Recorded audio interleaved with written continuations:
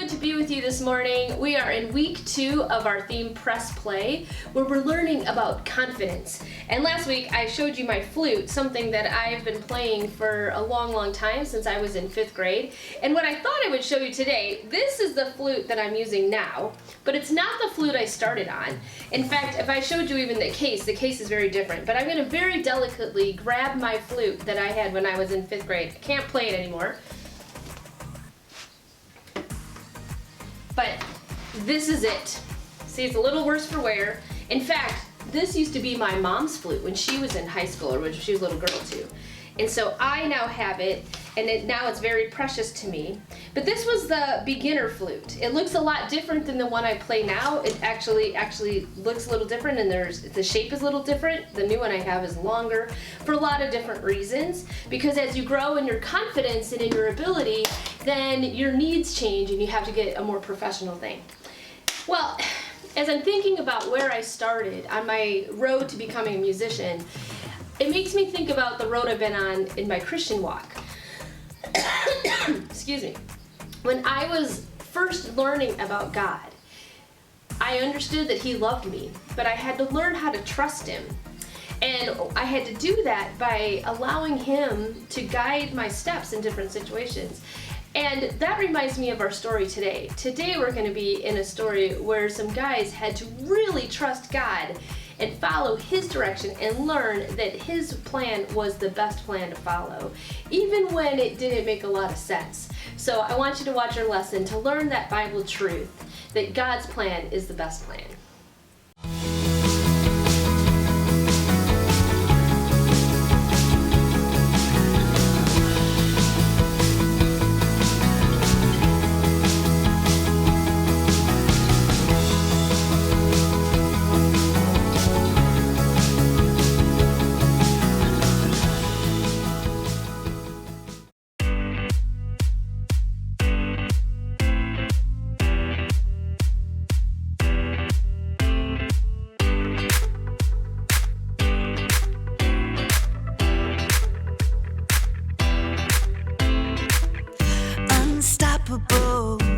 That's how I'm feeling. It's impossible for me believing that I can't, that I won't make it happen. Just watch what I got, all the strength that I have in me. I'm gonna stand up tall, gonna walk through the fire. You can knock me down, I'll jump up even higher. And I believe everything I need. Yes, I know, it's all inside of me. Yeah, it's all inside of me.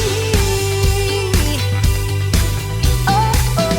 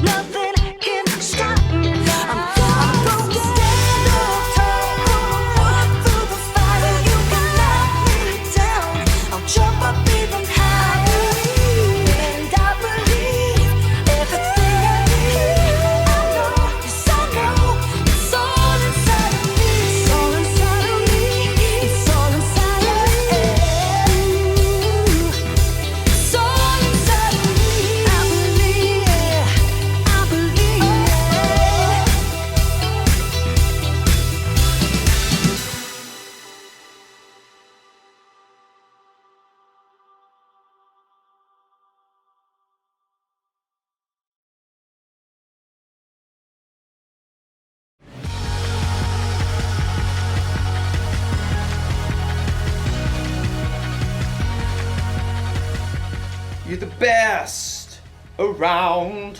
Not gonna feel too good to do. Hey everybody, my name is Graham, and today I'm following in the groundbreaking footsteps of my ancestors. I'm making a mixtape. You see, back in olden times, when someone wanted to listen to music, they needed one of these cassette tapes. And if you were fortunate enough to have one of these dual cassette recorders with high-speed dubbing, you could put up to 90 minutes of your favorite songs onto one rad mixtape. I'm making this mixtape for my friend Erica, who's been running a lot of 5Ks lately.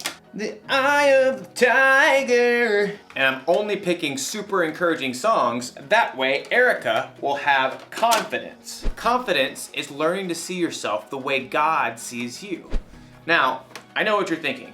Wouldn't it be simpler just to make a playlist that Erica could listen to on her phone? Maybe, but this is all a part of the plan. My plan is to give this mixtape to Erica so she can listen to it while she's running. She probably doesn't have a tape player, so she'll borrow mine. And if she carries this thing around with her everywhere, she'll build up arm strength. Oh, I didn't say it was a good plan. Oh man, another one bites the dust. Sometimes plans don't work out the way you expect. But as you'll see in today's story, sometimes there's a bigger and better plan. Oh. Gotta switch to side 2, I guess. How did people even survive back then?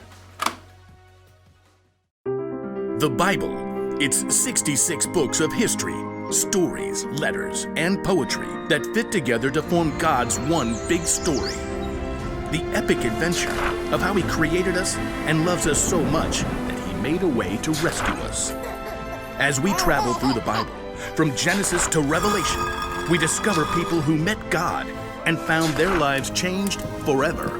Now, for an amazing story. Inspired by the book of Joshua, chapters 5 and 6. For 40 years, God's people wandered the desert. At last, they reached the land that God had promised them. Joshua led them to the edge of the rushing Jordan River. The priests will carry the ark of the Lord. The ark was a beautiful chest that reminded the Israelites that God was with them. As soon as the priests step into the Jordan, it will stop flowing. Sure enough, as soon as the foot of the first priest touched the edge of the river, the waters parted. God's people crossed on dry land, just as God had led them through the Red Sea 40 years before. God did this so that all the nations on earth would know that He is powerful. Soon after, the Amorites and Canaanites living in the land had heard what God had done. Fearful, they retreated back to their towns, including the high-walled city of Jericho. Oh, great. Like, how do we fight them now? God will show us the way. That evening, Joshua left camp and snuck toward Jericho. The walls loomed impossibly strong. So tall. As he turned, Joshua saw a man standing nearby holding a sword. Who are you? Are you on our side or the side of our enemies? I have come as the commander of the Lord's army. Joshua knelt down, face to the ground. What message does my Lord have for me? Take off your sandals. The place you are on is holy ground. Joshua tugged off his shoes. I have handed Jericho over to you. Joshua listened carefully as the Lord delivered a message, a battle plan unlike any other. Wow. Okay, we'll do it, Lord. Joshua called for the priests. Get the Ark of the Covenant, and I need 7 of you to march in front of the Ark with trumpets. Sorry, just warming up. Joshua gathered the army too. Time to move out. Like, do we get to attack now? March around the city. Just, like, go in circles? Some of you march ahead of the Ark of the Lord, and the rest of you march behind. Can we at least shout and stuff? Hey, Jericho, you guys smell like cheese! Don't give a war cry or raise your voices until the day I tell you to shout. But the priests must blow their trumpets. Forward, march! The entire army, including the priests, marched one time around Jericho, just as the Lord had instructed Joshua. Now can we get them? Back to camp, men. We march again tomorrow. The next morning, the Israelites marched around the city once again. And then on day 3, once again on day 4, not to mention day 5, and once again on day 6. We march again at sunrise. I have blisters. At dawn on the 7th day, the army and priests formed their strange parade once more. But this time, once they finished marching around the city one time, Joshua called out, Keep marching. Again? My feet are killing me. The Lord has told me we must march around the city 7 times today. On the 7th time around, the priests blew a long blast on their trumpets. Now shout! The Lord has given you the city.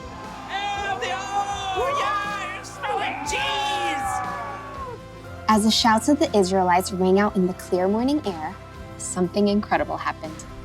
The massive walls of Jericho began to tremble. The gates shivered and quaked. Jagged cracks ran through the heavy stones. Rocks began to tumble from the tops of the walls.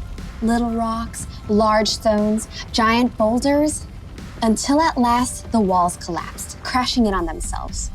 The ground quaked, and plumes of dust burst into the air. As the air cleared, the Israelites stared in amazement.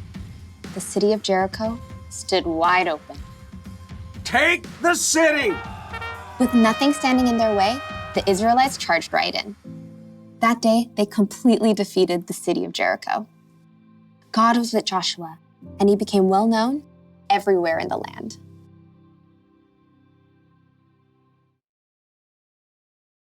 When God told Joshua to take over the city of Jericho, Joshua probably thought of a battle plan. And I bet his battle plan didn't involve marching around the city wall for a week blowing trumpets. But Joshua followed God, and the Israelites took the city. He had confidence that God's plan was bigger and better.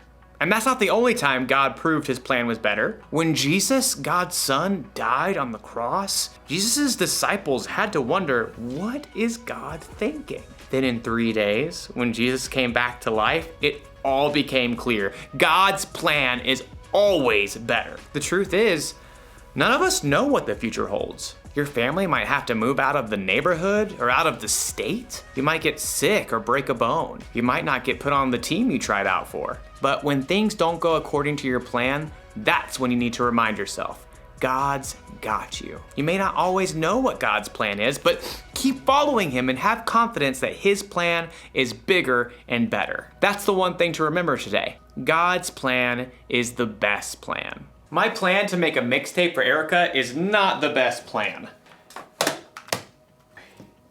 But it's still a lot of fun. Oh